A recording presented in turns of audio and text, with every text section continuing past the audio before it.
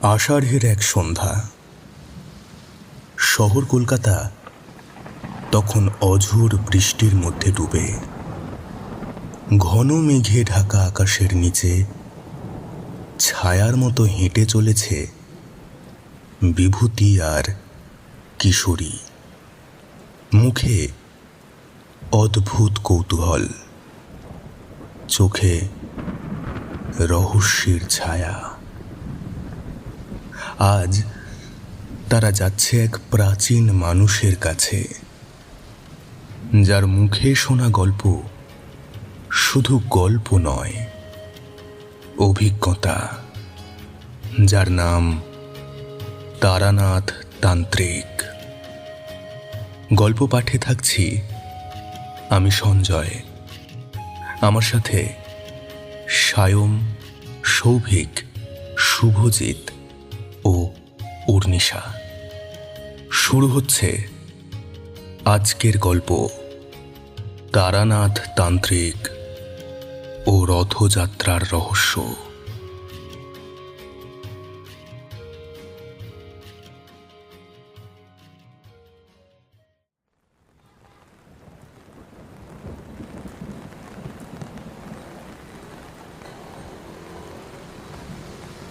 কলকাতার কলেজ স্ট্রিটের ভেজা রাস্তায় পা ফেলছে দুই বন্ধু, বিভূতি আর কিশোরী। চারপাশে যা জল জমে আছে, ছাতা মাথায় হেঁটে চলেছে ওরা দুজন। পায়ের নিচে কাদা, মাঝে মাঝে ট্রামের ঘন্টাও শোনা যাচ্ছে। হাতে ছোট একটা কাগজে মোড়া গরম গরম বেগুনি, আলুর চপ আর এক বাক্স পাসিংস। তারানাথের জন্য ছোট্ট উপহার। আচ্ছা বিভূতি, এই রকম আবহাওয়ায় যদি ভূত দেখা দেয় কি করবে? তাহলে তো আমাদের আজকের গন্তব্য ঠিকই। তারানাথদার মুখে গল্প শুনলেই মনে হয় ভূতও যেন তার অনুমতি নিয়েই আসে। এই আষাঢ় সন্ধ্যা, এই রাস্তাগুলো আর সেই পুরনো বাড়ি, সব মিলিয়ে মনে হচ্ছে আজ কিছু একটা হবে। মনে হচ্ছে কেউ আমাদের ডেকে নিচ্ছে। তাদের পায়ের শব্দ মিলিয়ে যায় বৃষ্টির সঙ্গে। তারা এগিয়ে চলে সেই রহস্যময় বাড়ির দিকে, যেখানে তাদের জন্য অপেক্ষা করছে গল্প, ধোঁয়া আর হুঁকোর রহস্যময় শব্দ।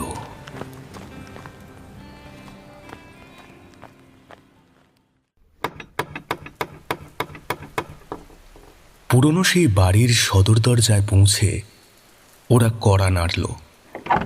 কিছুক্ষণ পর শব্দ করে দরজাটা খুলে গেল। সামনে দাঁড়িয়ে তারানাথ স্বয়ং এক দৃষ্টে তাকিয়ে আছেন, চোখে গভীর ক্লান্তি, অথচ মুখে যেন শান্তির পরশ। এসো, তোমাদের জন্যই অপেক্ষা করছিলাম। তারানাথের ঘরে ঢুকতেই চারিদিক ঘিরে ধরল রহস্যময় পরিবেশ। হুঁকোর ধোঁয়া, পুরনো বইয়ের গন্ধ, আর বাইরে বৃষ্টির শব্দে যেন তৈরি হলো এক নতুন মায়াময় জগৎ। আজ একটা গল্প বলবো, যেটা ঠিক এই রথযাত্রার সময়তেই ঘটেছিল। তবে সেটা কোনো সাধারণ কাহিনী নয়, সেটা আমার জীবনের এমন এক অধ্যায় যা আমি কখনো ভুলতে পারি না। পাশে বসে আছে তার মেয়ে চারি, চুপচাপ, শান্ত, কিন্তু চোখে জ্বলছে অদ্ভুত এক আলো। এই গল্পে বাবার মুখ বদলে যায়। আমি ছোটবেলায় অনেকবার শুনেছি, কিন্তু আজকের মতো করে শুনবো প্রথমবার। অনেক বছর আগের কথা।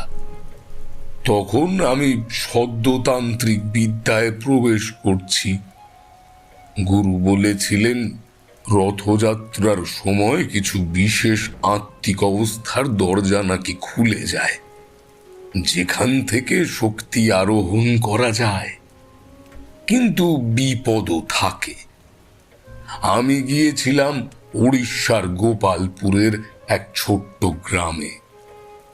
সেখানে ছিল একটা রথ। সেই রথ শতাব্দীর পুরনো, কিন্তু কেউ সেই রথ টানে না। রথের চারপাশে রক্ত লেগে থাকতো, আর রথযাত্রার আগের রাতে একজন না একজন লোক ঠিক নিখোঁজ হয়ে যেত। গ্রামের মানুষ বলে সেই রথ নাকি অভিশপ্ত। সেই রথে এক আত্মা আবদ্ধ, যে কিনা মুক্তি চায়, কিন্তু যার মুক্তি মানেই মৃত্যুর মহামারী। তুমি জানো না, তবুও গিয়েছিলে? ভয় পেলে তন্ত্রের পথেই কেউ চলতে পারে না। আমিও তাই গিয়েছিলাম জানতে সত্যিটা কি।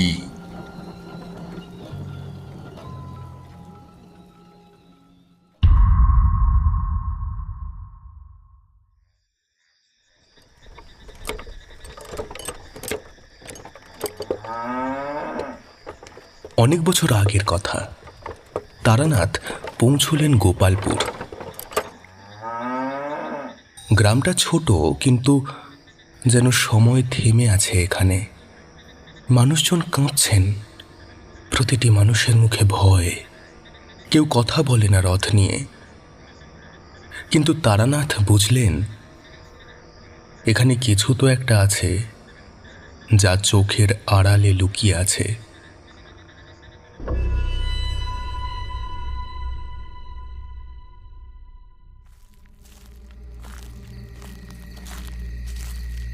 রাত্রি গভীর হলে তিনি গেলেন রথের সামনে। সেইখানেই তিনি দেখা পেলেন এক বৃদ্ধার, যার চুল এলোমেলো, চোখে উন্মাদনার ছাপ।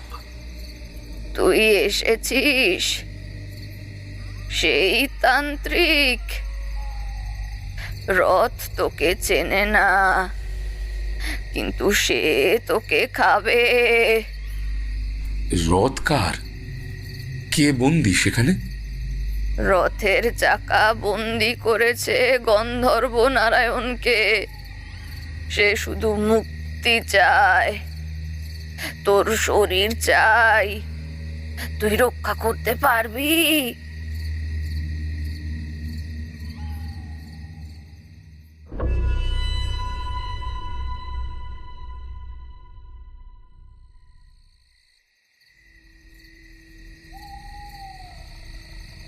তারানাথ এক গভীর রাতের সময় প্রবেশ করেন শ্মশানের পাশে এক গাছতলায়, যেখানে এক তান্ত্রিক আত্মা বন্দী ছিল। নাম গন্ধর্ব নারায়ণ। তার চোখে আগুন, মুখে কুৎসিত হাসি। সে বলল, তুই আমায় মুক্তি দিবি না আমি তোর মধ্যে প্রবেশ করব? আমি চাই তুই শাস্তি পাস, কিন্তু তুই কারো দেহ চাইলে আমি বাধা হব। তান্ত্রিক আত্মা তখন তার শক্তি ছড়িয়ে দেয় চারদিকে। তারানাথ শুরু করেন তন্ত্রমন্ত্র পাঠ, কিন্তু বরুণ যন্ত্র ছাড়া আত্মাকে বন্ধ করা যাবে না। সেইটাই ছিল জলের নিচে এক পুকুরে। সেই পুকুরে ডুবেছিল প্রাচীন কালের আত্মিক শক্তি। তারানাথ পুকুরে নামলেন। গভীর জল, দম শেষ হয়ে আসে। হঠাৎ মনে হলো কেউ বা কিছু তার পা টেনে ধরেছে। সামনে দেখতে পেলেন এক নারীর মুখ, শুকনো, শূন্য দৃষ্টি। সে বলল, যন্ত্র নিয়ে গেলে রক্ষা পাবে না। আমি মুক্তি চাই। আমি মৃত, কিন্তু আশ্রয় চাই। আশ্রয় চাই। তুমি চাইলেই আমি মুক্তি দেব, কিন্তু আমার হাত ছাড়ো। আমি চাই সত্য উদ্ভাসিত হোক। সেই আত্মা সরে গেল। তারানাথ পেলেন বরুণ যন্ত্র।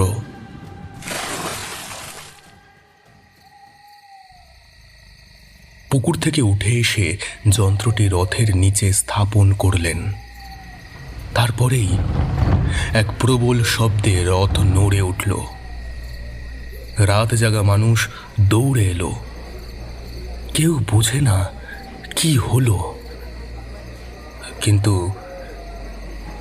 সেই বৃদ্ধা তখন বললেন, এবার রথ টানলে কেউ মরবে না, আত্মা ফিরে গেছে তার আশ্রমে।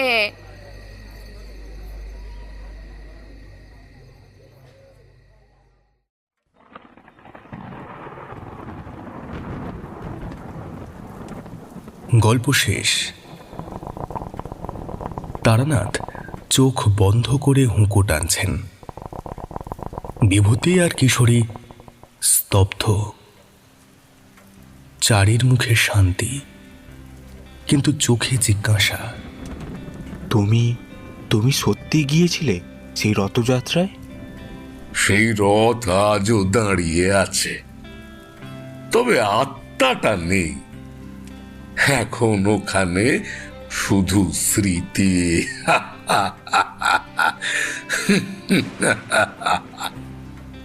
তারানাথদা, এই গল্পটা আমি কোথাও বলবো না। এটা শুধু আমার ভিতরে থাকবে। সব গল্প বলা হয় না, কিছু গল্প শুধু অনুভব করা হয়।